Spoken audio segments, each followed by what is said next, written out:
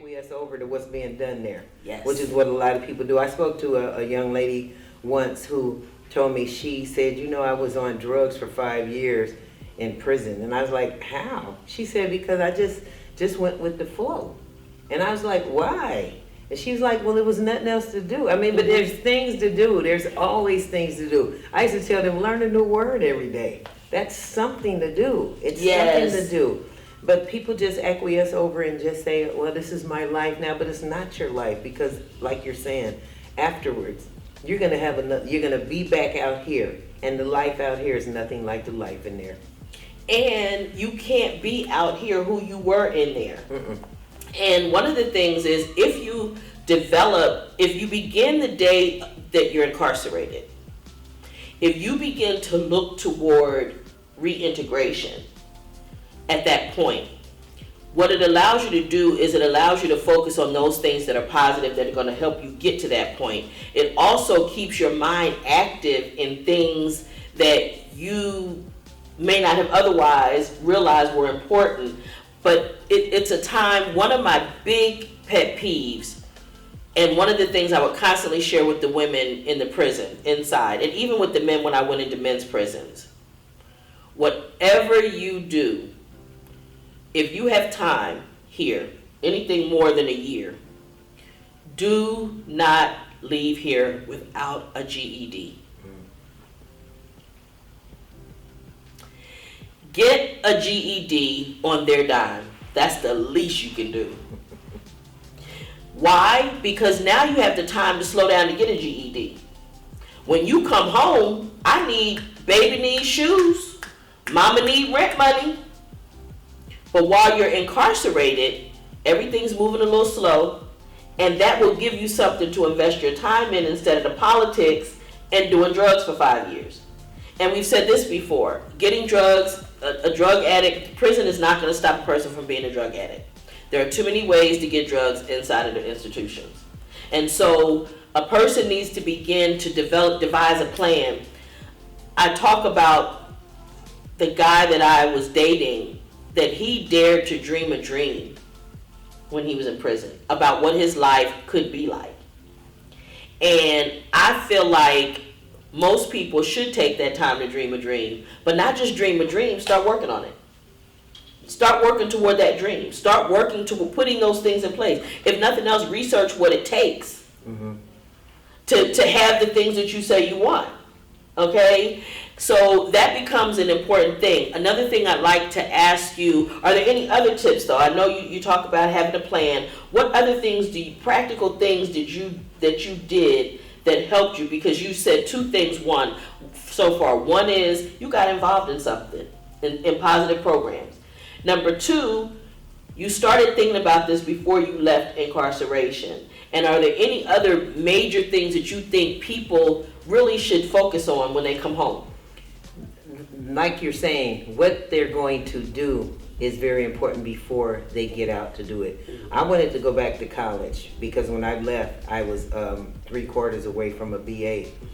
And it was hard because they don't let you in the federal system. You can't use the computers for certain things. So I had to write to the Cal State system to get an application and then figure all of that out and return it.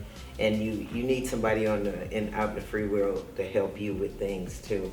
So it'd be nice to have someone that could do your mail and get your things like your transcripts and all that if you want to go back to school.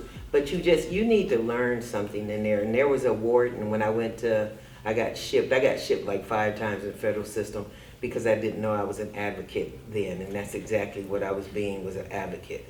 Because I would always say to them, why are we out of toilet paper? Why are we out of soap in the bathrooms? Right. And stuff, and I got shipped for voicing, you get shipped for voicing your opinion. But when I was in Carswell, and when you get to, and the meetings when you get there are called A&O, admissions and orientation meetings.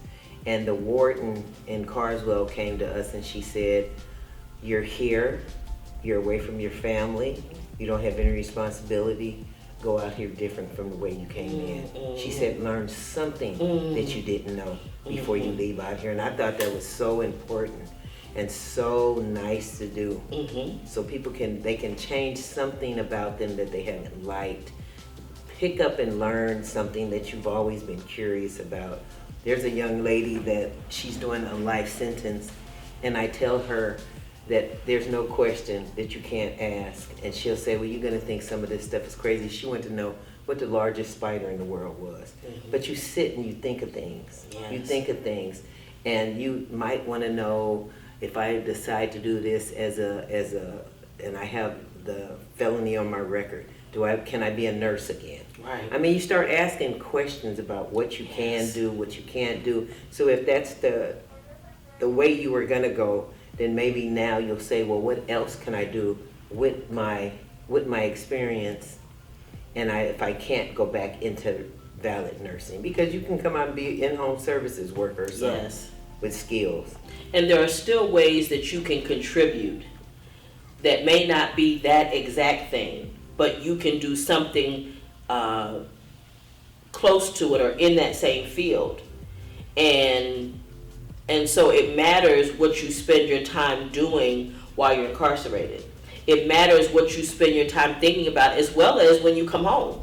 So there are so many people don't understand the power of their thoughts. Just how powerful it is. If you say you can't, then you can't. If you say you can, then you can.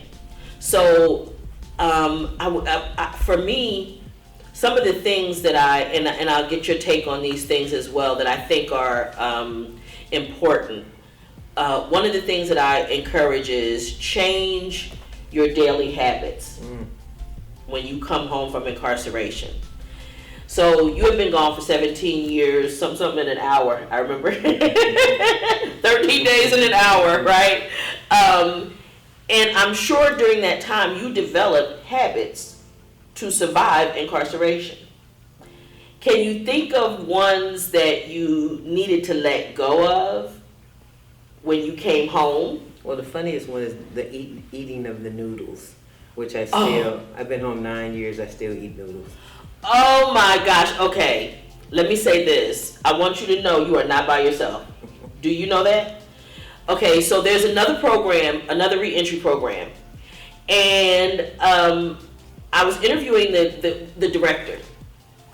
And he told me, he said, with the noodles, he said, it's a real thing. He said he kept at least six packages in his drawer. And most of the people that work for the reentry program have been formerly incarcerated. So periodically they would come and say, can I get some noodles? And because he understood the psychology of it, he would give them noodles. He said, but if they came back like a second and third time, then he started saying to them, okay, let's go talk to somebody, because something's going on psychologically that you need the noodles. So what's happening? Now, noodles are traded as cash, like for cash, for services, for goods, and bartered and all that, and noodles make a difference. Okay? So let's be clear, when she says noodles, yes, that is a real thing. And let me just ask you this, I have to ask, so like I said, it's funny because let's be clear. We talking top ramen noodles. We talking the broken hard ones in the package noodles. We're not talking Szechuan from the Chinese food place. No, we talking hard old processed top ramen noodles. Okay. So let me ask you this: when you still eat them now, what is it about that habitual? What is it that prompts it? Is there anything you can see that prompts it, or is it just a taste for it, or what happens? There's sometimes a taste, but I think more so it's when I stress, because that was my go-to food.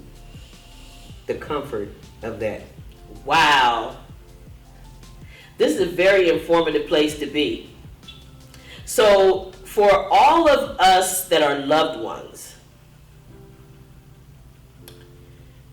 what Cheryl just said is so important, and this is why. If you know that the person, your formerly incarcerated person, is a little bit down, it might do you some good to learn how to make a spread. What's a spread, you ask? It is noodles mixed with all kinds of stuff. Listen, when it's really popping, it's got some clams in it. It might have it's got cheese, right? When it's really good, it's got some crunched up Fritos. Okay.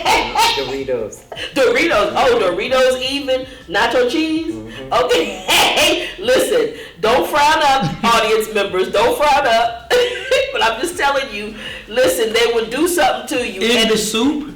Yes, you mix it up and it becomes, and listen, my first one, ex actually made what I'm gonna make a spread, and I didn't know what he was talking about. And he made me a spread. But then to find out there were various versions of a spread. See, there's the spread and there's spread.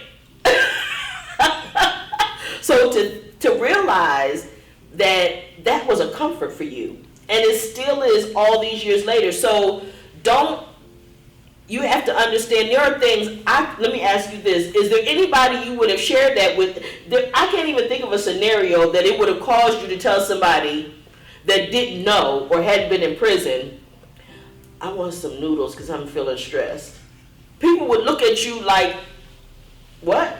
Family members don't know this kind of stuff. They don't know that this is a response. So in other words, what I would do with this kind of information is, if I were in Cheryl's everyday life, when I see Cheryl go to Noodles, baby, you okay? Mm-hmm. Just ask the question. This is how we help them feel heard, to feel seen. This is information that people that love you need to know about you so that they can pay attention.